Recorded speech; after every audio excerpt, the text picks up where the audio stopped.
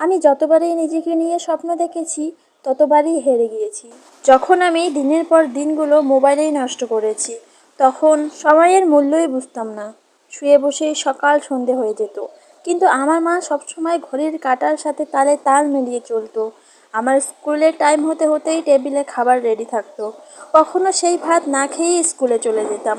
কথায় বলে না যে সুখে থাকতে ভূতে কিলায়, সেটাই হয়েছে আমার সাথে। এখন সেই ভাতের কি মর্ম হাড়ে হাড়ে বুঝিয়ে দিয়েছে কিছু মানুষ। বাইরের দুনিয়ায় পা দিয়ে দেখো বাস্তব কতটা কঠিন। মায়ের থেকে দূরে গিয়ে দেখো, তখন বুঝবে মায়ের ভালোবাসা কি। জানো তো, কষ্ট না করলে কেষ্ট পাওয়া যায় না।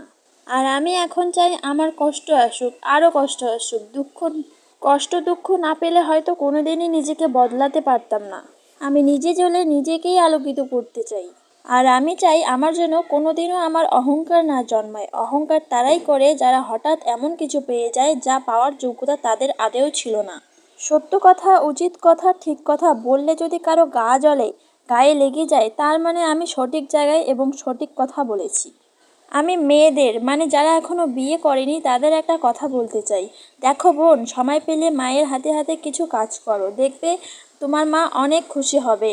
আর সবাইকে বলবে আমার মেয়ে আজকে এই কাজটা করেছে, ওই কাজটা করেছে। আর বিয়ের পর শ্বশুরবাড়িতে হাজারটা কাজ করলেও বলবে কি কাজ করো। বিয়ের আগে বাবার রাজকন্যা আর বিয়ের